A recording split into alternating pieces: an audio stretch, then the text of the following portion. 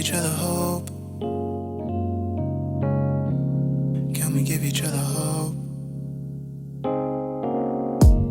Can we give each other hope? Can we give each other hope? Hope, bringing others hope. And that's what we need in this world indeed. So do not be afraid to keep each other safe. I'm sure you'll be amazed what you can do. One love for your brother, one love for your sister. Won't find many others who find the strength to assist you. So I have a tiny question, I guess the answer doesn't differ. Can I ask, can it be a hope bringer? Could you be a hope bringer? I'm asking you to be a hope bringer. Can we give each other hope? Can we give each other hope? It won't kill you, even if time to save a life. I do it twice just to keep another alive. So take a look inside your heart. Go sign up and do your part. One love for your brother, one love for your sister. Won't find many others who find the strength to assist you. So I have a tiny question, I guess the answer doesn't differ. Can I ask, can it be a hope bringer? Could you? Hello and welcome to Second Chances with Hilaria Asumu, right here on Radio Africana. This is the show where we explore powerful stories of hope, resilience, and the extraordinary ways people give and receive second chances in life. Every week we bring real stories about real people, stories that challenge what you think, and we know what you think, and we know and want to inspire you to see the world a little differently. Today we're diving into a topic that doesn't always get the attention it deserves, and that is living organ donation. It's a subject that's often surrounded by myth, fears, and misunderstandings. But my guest today is here to change that. He is living proof that giving the gift of life doesn't just transform the recipient, it enriches the life of the donor in ways they never imagined. So joining me in the studio is Ali Dawson, an organ donation ambassador with NHS Blood and Transplant, and also a man with a remarkable story. 4 years ago, Ali made an extraordinary decision. He donated a kidney to his colleague, Sonia Leonardo, who was battling polycystic kidney disease. Since then, not only has Sonia's life changed, but so also has his. So Ali is here today to share what it's like to make that decision, how he faced the fears that came with it, and why he calls it the best thing he's ever done. So if you've ever wondered what it means to be a living donor, if you've had doubts about what life is like after donating an organ, or if you just want to hear an incredible story of selflessness and friendship, then stay tuned. You won't want to miss this conversation. So Ali, welcome to Second Chances. Good afternoon, Hilaria, to you and your listeners. Thank you. Thank you for honoring our invitation to speak to people out there who are considering, being living donors and can't take that big step because of all the fears and stories swirling around social media, online, and everywhere. So I will just dive straight in. So Ali, donating a kidney is a life-changing decision. Can you take us back to the moment you decided to donate to Sonia? What was going through your mind? Yes. So I saw a post on Facebook that she'd put up. It was a picture of cards and flowers that she'd received from her colleagues at King's College Hospital. And she just said, "Thank you for my card and flowers." But she didn't write anything about the story. She didn't want anybody to feel sorry for her. And I messaged her on Facebook Messenger, and I just said, "Oh, what's up? Seeing these flowers. I hope you're okay." And she said, "Yeah, I've got renal failure, and I'm on dialysis." And so she'd just started dialysis at that point, but she was a very private person. She never told anybody about her kidney disease or anything. Yeah. So what was the most surprising part of the what was your initial fears or doubt? Were there any, either from you or your family or friends, and how did you overcome all of them? Yeah, there was. I guess it was just the fear of not knowing. So I said to her, well, I'll do a blood test. I'll do a test to see if I can donate. And then when I was telling my friends, they said, "Oh no, is it safe? What about you? Are you going to be okay?" And I know they do a lot of tests on potential donors to see if you're healthy and if you're going to be all right after donation. Yeah. So that was quite comforting to know. But I did a lot of my own research and read up about kidneys. And it was a good education for myself as well. Yeah. And what about your family? How did they feel? You know, what was their reaction to you coming forward to donate to somebody? Well, I'm actually from Iran originally, and in Iran, it's legal to pay to buy kidneys. You actually see in the street billboards that say "kidney for sale." Wow. Blood type O. Yeah. Call this number. Oh, So wow. my parents, even though they live here, they thought that it was kind of like Iran. So they said, "Oh, how much money are you getting for this?" That must have been surprising for you. I said, "No, it's illegal here. You can't do that here. Very good. Not in Iran." Yeah. And but yeah, they were really worried as well. To a point where my mum called my grandma in Iran, and she called me to try and change my mind. Yeah. Because they were just really worried. Oh goodness. So many people don't know what actually happens when you decide to become a living donor. Can you walk us through the process from testing to surgery?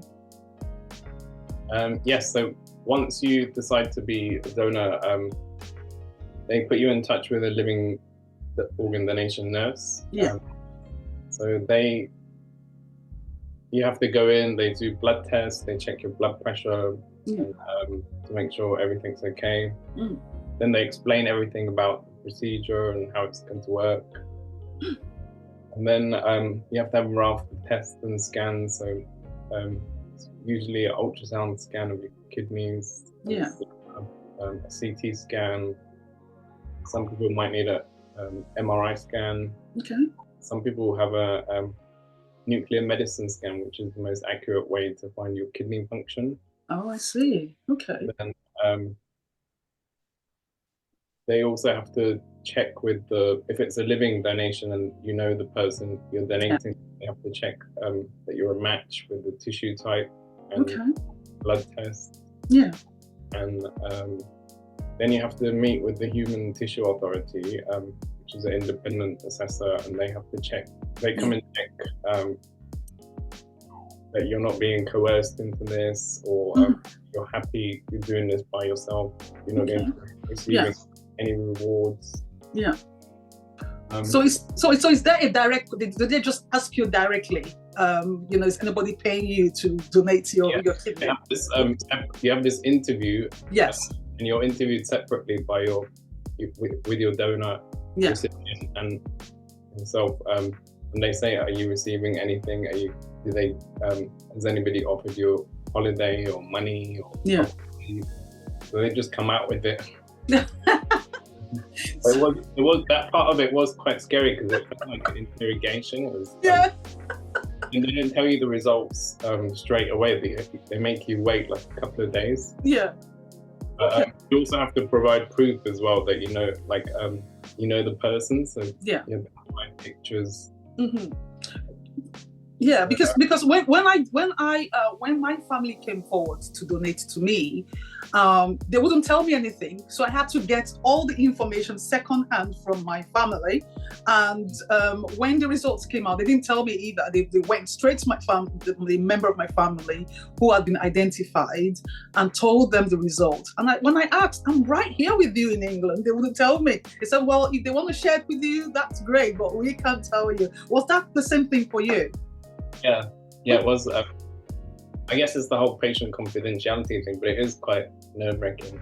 Yes, it is nerve-wracking. Yeah. So what was the most surprising part of the process for you? Was there anything you wish you had known before you started the whole process?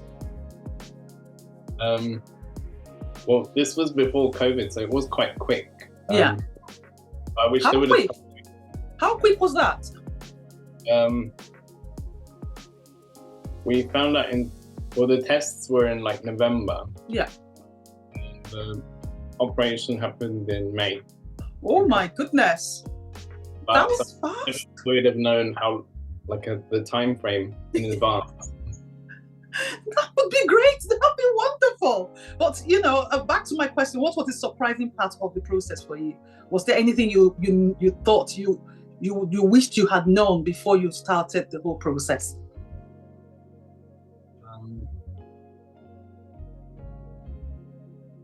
I guess how you would feel after the operation, recovery and stuff like that. But it's different for everybody. Oh yes.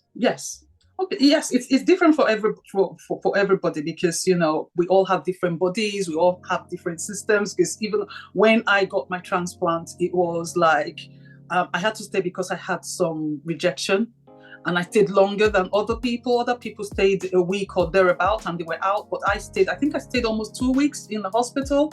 So everybody's different. Some people recover very quickly, some others don't. But at the end of the day, it's for the recipient, it's what is at the end of that tunnel. We're holding on to that light. Yeah. And the common misconception is that donating an organ will limit, a person's life. And you said, you've just sort of mentioned about, you would have loved to know a few things and your recovery period was different and all of that. Have you faced any long-term health impacts? And what's your message to people who worry about their own well-being if they donate? No, there's no, I can do everything I was doing as before, and there's no impact at all. It's actually really safe because every year you have to go and do check-up. So outpatients department and check all your bloods and everything. It's like a MOT every year. And I would say to anyone who's thinking about it to definitely go ahead, and if you can save somebody's life, then definitely it's worth it. Yeah, I would say that as well. And you've seen firsthand how organ donation can transform lives. I am one of those, and you must have seen how much I work extensively, raising awareness about organ donation. You're an ambassador as well, so you understand, coming from the part of a donor and me from the recipient, it's that gratitude to our donors for giving us that second chance at life. How has the transplant changed Sonia's life, and how has it affected your bond with her? She's doing really well now. No more dialysis, and she's like a new lady. Life, and it's nice to see her progress from where before she was just always on the dialysis machine. So now we're kind of like brother and sisters. We're always in touch. Oh yeah, true. True. So is she doing anything different from what she was doing before? Doing a lot healthier diet now as well, and she really wants to look after the kidney to make sure it lasts. Yeah. How are you doing? Well, I'm okay. I received a deceased donation But despite that, I'm fine. Yes, there are complications, and I'm in and out of hospital and stuff. Initially, I had rejections, or not rejections as such, but septicemia. I'm prone to septicemia, and I was in and out of hospital. But that's settled now. But there are other little underlying conditions that have cropped up. But at the end of the day, I'm not 6 feet under. I'm talking to you right now, and that's because somebody agreed to organ donation. I don't mind that it's deceased donation, but I'm living the best life I could. Life on dialysis is not something I would wish on my worst enemy. And and I just wanted to mention you because I researched you online, and I read your story and all of that. You mentioned her sister also has polycystic kidney disease. Has your donation inspired others to consider being donors for her sister? No, she was on the organ donor, on the transplant list for 4 years. Yeah. Luckily, in July last year, she got the call. So thank God she got a donor, and it was a deceased donor. So thank the family to agree. Oh, that is just amazing. Well. Oh, that is just amazing. Both twins have the same polycystic kidney disease. Yeah. Oh, wow. That is so good. So both of them are living their lives. This is why, sharing these stories is so important, especially within the ethnic communities. My community, it is a big, big issue, for people to come forward as donors, even to admit that they are recipients. They wouldn't say it. So me doing this and talking about my journey is something that's really strange for a lot of people. Like, why are you doing that? Why are you telling people you are a kidney patient? Like, if that mother hadn't agreed to organ donation, I wouldn't be here today. I wouldn't see my children. My son graduated, and when I was on dialysis, he was in high school, and then went on to university. He graduated. I was there to celebrate with him. My daughter grew up to, go to university. She studied medicine. Who wouldn't want to give everything to see that happen? It is just so amazing that people will take that, people like you will take that, selfless decision to say, I want to look at, other people, consider what they're going through and do this. It's not an easy decision, and I know, and I thank you on behalf of all the recipients, even Sonia, to say thank you for doing that. So Ali, the decision to go through surgery as a healthy person must have been a big one. And in the days leading up to the operation, what emotions were you experiencing? Were there any moments of doubt? I wasn't, there was no moments of doubt, but I was a little bit nervous when it was coming up to the operation. Yeah. Working in healthcare, my brain was just going at 100 miles per hour. I was reassured once I got to the hospital, and we had our operation at Guy's Hospital. The team there were all lovely and very professional. Yeah. Oh, that's good. And how did you find the strength to push forward despite your fears? Did you have a support system that helped you through that? Because you said earlier on, your family, when your mom who called your grandmother to talk you out of it. Did you have that support system, within the family or outside friends to help you with the decision you've made? My partner was very helpful, and my friends who I told as well, they were very supportive. Oh, that's amazing. That's amazing. So you call this experience your best and happiest thing you've ever done. What is it about this journey that makes it so fulfilling for you? I think having known Sonia and knowing what a lovely, lively, bubbly personality she was before. She actually trained me when I was a student radiographer as well. Oh, wow. And we became colleagues. And throughout all of that, I didn't know anything about her kidney disease. She was very private. She didn't tell anybody. Wow. And to see her kind of like plummet and come down, and while she was on dialysis, to see like a different person. Yeah. And then to go through the whole journey together, and now see that she can live life to the full, and she's so happy. That makes me happy, I think. Yeah, I can imagine. And do you feel that donating a kidney has changed you as a person? And if so, in what ways has this changed you as a person? I think I look at life now that life's too short as well, and I'm also a lot more healthier. So I eat a lot more healthily and more conscious about everything. So it's definitely changed me for the good. Okay. And can you describe what it felt like the first time you saw Sonia after the transplant, knowing that you had given her a second chance at life? How did it feel for you? We'd made a deal. Whoever felt better would come and see the other one. So I felt better than her. So I went with my little drip tray. Yeah. My IV painkillers. Yeah. It was amazing to see, like, the color was back in her face. And oh yes. Were you crying? Was she crying? We were both crying. Yeah. Oh, believe me, I cried a lot when I came out of the theater, and I sat in my chair, and the nurses were like, "Do you want to lie down?" I said no. And they came back after about an hour. "Do you want to lie down?" I said no. I was sitting down there crying, praying, just praying for my donor, because obviously he did survive. Praying for him, praying for the family. And the nurses came, and at a point they said, "You know what, Hilaria, we want you in the bed." I said, "Well, I don't want to get in bed, because this is a huge deal for me, because this is a situation where I thought I would not make it.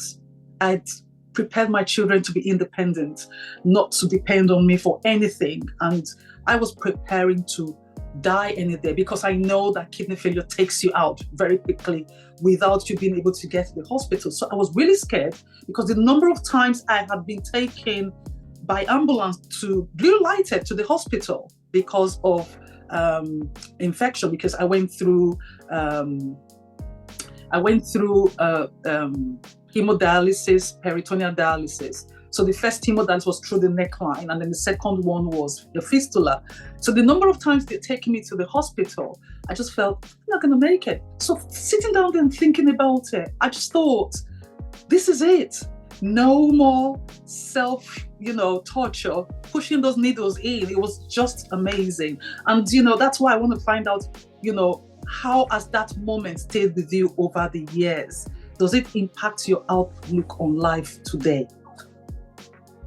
Yeah, I think I definitely look at life that it is so short, whereas before I didn't really care about that kind of stuff. So now I make decisions a lot quicker, and if I'm not happy about something, I'll say it. Oh, yes. Oh, yes. If you're not happy about something, you've got to say it. And that is how I am. And people find it really strange, because previously I would overthink it and think, do I want to say this? Do I want to say this? But now I just drop it like it's hot. So yeah, drop it like it's hot. Drop it like it's hot.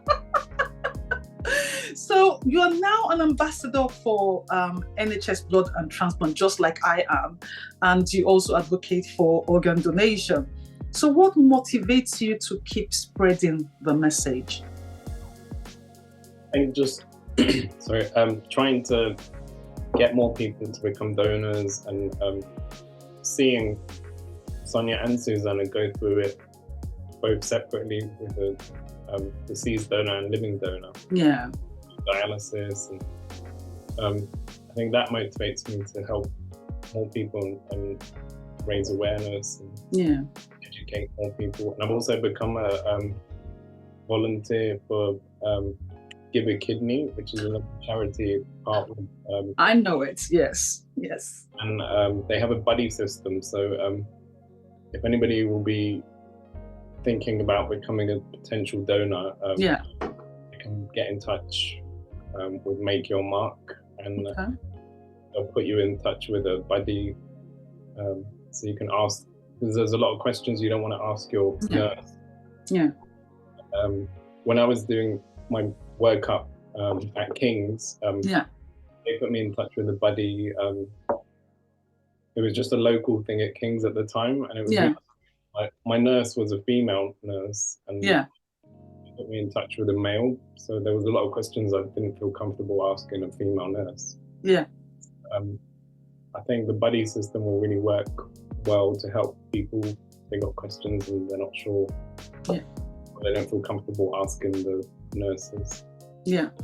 So if somebody is listening right now and is considering becoming a living donor, what's the first step they should take? I think they have to get in touch with the hospital living donor coordinator nurse. Then they'll start all the blood tests. And so where are they usually, this living donation nurse? Where can they usually find that? They'll be in the renal departments of the. Okay. If they know who's already going through dialysis, you can also tell them, and they can put them in touch with the nurse in the hospital, whoever they're dealing with, like the dialysis. Can they also perhaps tell their GPs, and maybe the GP can then, refer them to the hospital or look at how they can help them? Because obviously people have to go through a lot of tests and stuff like that. What about those people who have a needle phobia? Because I did. I had a needle phobia. In fact, coming from Africa, if you were born in Africa, you would always have that needle phobia. Whether you were raised in Africa or you were born there, and you go to the hospital, nobody wants to go near needles or operations. And I think that is one of the major things for Africans when we talk about hospitals or donation. They're thinking about, how is it going to be for me? It's sort of, let me call it, what's in it for me? What am I going to gain out of this? What would be your advice for them? I think if you're needle phobic, definitely tell the staff at the hospital, like the nurses, and apply like a numbing cream, which normally works a little bit. But I think making sure you tell them, it definitely helps. And Sonia and Susanna are both needle phobic as well. And gosh. Yeah. Oh, wow. Thank you very much, Ali. I really appreciate you coming on. So listeners, if you're listening right now, that's all we can take today. But what an incredible conversation with Ali Dawson. His story is a powerful reminder that one selfless act can change a life forever, not just for the recipient, but also for the donor. Through his generosity, Sonia has been given a second chance at life. And in return, Ali gained something just as profound, a deeper purpose, a stronger bond, and the joy of knowing he made a lasting difference. If today's conversation has sparked something in you, if you have ever considered becoming an organ donor but had doubts, I hope Ali's story has helped answer some of your questions. Remember, living donation is not just possible, it's life-changing. And as Ali has shown us, you don't have to be extraordinary to do something extraordinary. A huge thank you to Ali for sharing his journey with us, and to you, our wonderful listeners, for tuning in. If you'd like to learn more about organ donation or get involved, visit the NHS Blood and Transplant website, which is www.organdonation.nhs.uk, or reach out to local advocacy groups or this charity, WSHBMEKidney Network. And that's it for today on Second Chances with Hilaria Asumu here on Radio Africana. If you enjoyed this episode, don't forget to share it with someone who might need to hear it. And remember, second chances are all around us, sometimes in the most unexpected places, just like Ali, seeing Sonia's story on social media and answering that call.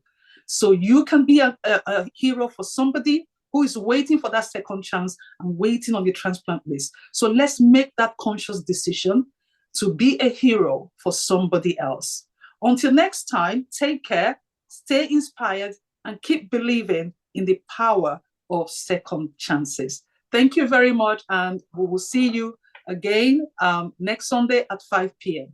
Thank you. Speak to you soon. Bye.